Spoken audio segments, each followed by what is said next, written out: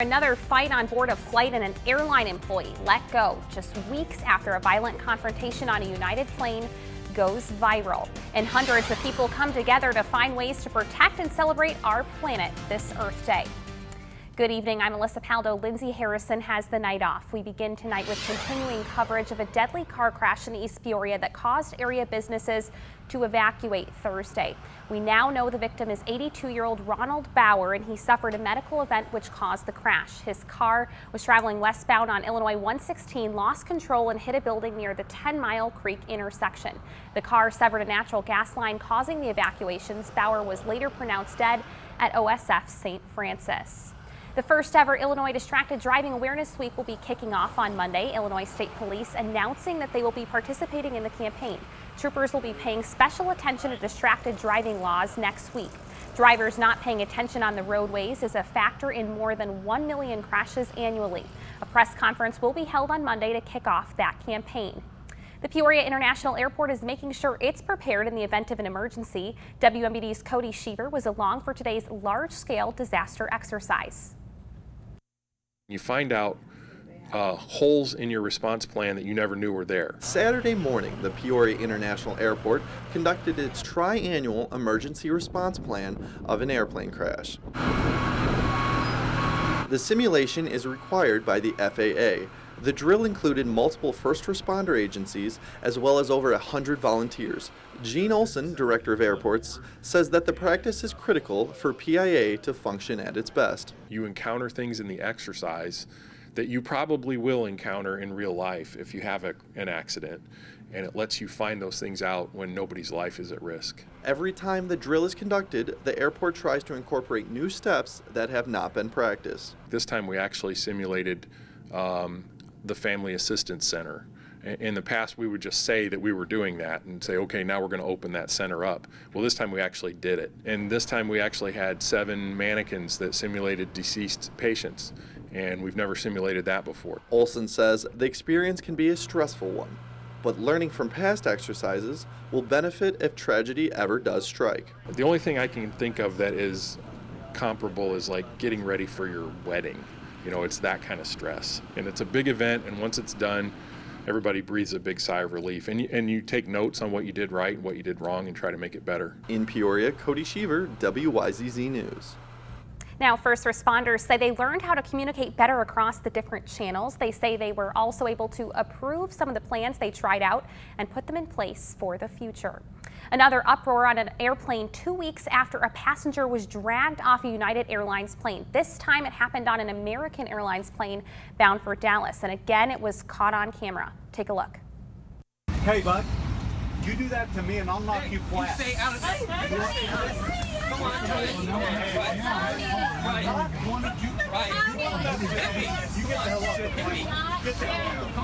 You try that with a man, I'll knock you out. Well, I'm not going to be silly. Tony. Yeah. Go with us where we're going. Come on. You don't know what the story is. Now, American Airlines issued a statement saying the employee seen in that video yelling at a crying mother and her baby has been removed from duty while they investigate.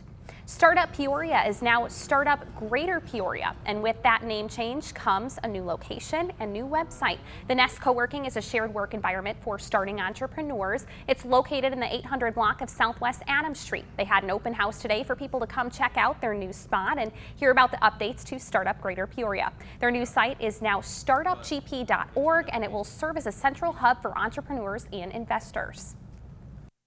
It provides a space for people to work that's outside of their home or a cafe, so it's more focused workspace, and a community of like-minded people, I think, is where the real value is. Now, in order to use office space, you must have a membership. Well, thousands of people nationwide spending their Earth Day participating in a March for Science. More than 500 marches took place nationwide to defend the pivotal role science plays in society. You're looking at the large march in Washington, D.C. Participants say the march comes at a time when federal funding for research is at risk. The marches are in response to President Donald Trump's proposed budget that slashes funding for the National Institute of Health, Department of Energy, and NASA. Local marches took place in the Twin Cities at Uptown Circle and along Peoria's riverfront. Today is Earth Day and people are celebrating the planet worldwide, including right here at home. The day is meant to focus on the environment, with this year's campaign placing special focus on environmental and climate literacy.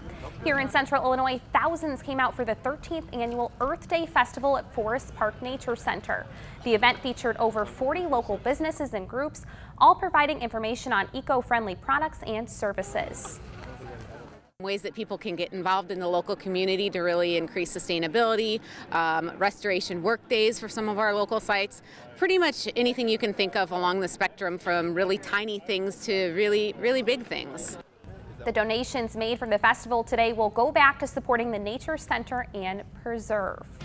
Well, a high schooler reunited with her family after spending more than a month on the run with her teacher. A man police say kidnapped her. Hear from the man who reported the duo. And lots of sunshine today, but cooler temps still remain. Meteorologist Brooke Brighton will have the rest of your weekend forecast later on in the show. You're watching WMBD News Weekend Edition. Well, just in reports of shots fired in the East Bluff at Armstrong and Broadway, WMBD has a crew on the scene. We'll make sure to update you as more information comes in. Well, 15-year-old girl has been reunited with her family after spending more than a month on the run with her teacher. A man police say kidnapped her. Sarah Sidner has the latest. 39 days. That's how long law enforcement, family, and friends have been looking for Tad Cummins and his kidnapped victim. It all started when Cummins, a 50-year-old teacher in Tennessee, was seen by another student kissing the 15-year-old girl. The student reported that, and Cummins was later suspended and soon disappeared with his victim. There were sightings in Oklahoma and Leeds, but after more than a month, no arrest. That is until Cummins and the girl met this man in remote Cecilville, California. I came looking for work. If you help me out for a little bit, you can crash here for a little bit. So Cummins bunked down with the girl in this cabin for a night, Barry said. The area is so remote that the loudest sound is the rushing water from a mountain stream outside. There is no cell service, no Wi-Fi, no electricity in the cabin, which was still being built. What did he say to you? What were the conversations that you had? I mean, the first time he was like, we're from Colorado, we had a house fire and lost everything. Did he ever tell you what the relationship was between himself? The first time he said it was his wife, but she was in the car always looking away. Barry and two other residents thought something didn't seem right when they noticed the vehicle they were driving didn't have license plates. Barry said Cummins and the girl initially found a commune in the mountains that allowed them to stay for 5 days, but Cummins made himself unwelcome and left, ending up here in this cabin. He did suspect that he would be safer here. It's you know, just about as far away as you could get from Memphis, Tennessee. Had a picture of this Amber Alert out of Tennessee or whatnot, and then I was like, that's the guy. You know? Hair color different? Yeah, you know, and it was all vague, just the way he was going about it, you know, keeping her in the shadows. Well, check your pantry. A popular snack item is being recalled. Frito-Lay is voluntarily recalling select jalapeno-flavored Lay's kettle-cooked potato chips and jalapeno-flavored Miss Vickie's kettle-cooked potato chips due to the potential for salmonella in the seasoning.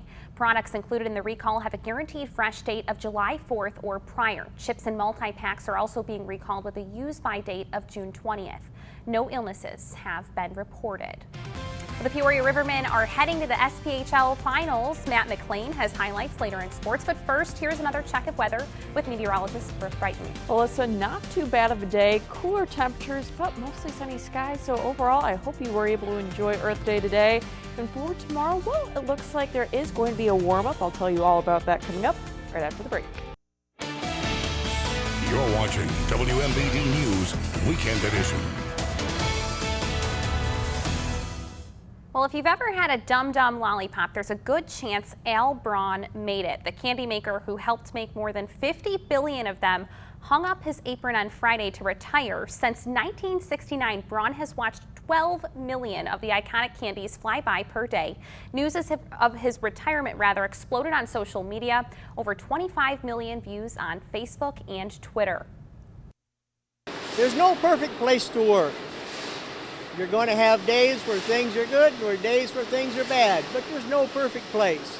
this has been a good place for me. Now, Al says he's not sure what retirement will hold, but he's going to enjoy it. And I think he deserves that. I just wonder what part of the process he's in. Is it the wrapper? Is it the actual making of the lollipop? I don't know. That'd be interesting. Or does he switch it up every day to keep things interesting? I mean, 50 billion lollipops. That's a lot of lollipops. What are your guys' favorite flavors? Blue raspberry, maybe? Okay. Yeah. Yeah, watermelon? I think I'm a green apple girl. Okay. Yeah. It's a nice little treat if you need something sweet. It's not too much. But Good day for a treat today, and it looks like more. You could have had a picnic today. I mean, a little bit cool, but for tomorrow we are going to see warmer temperatures.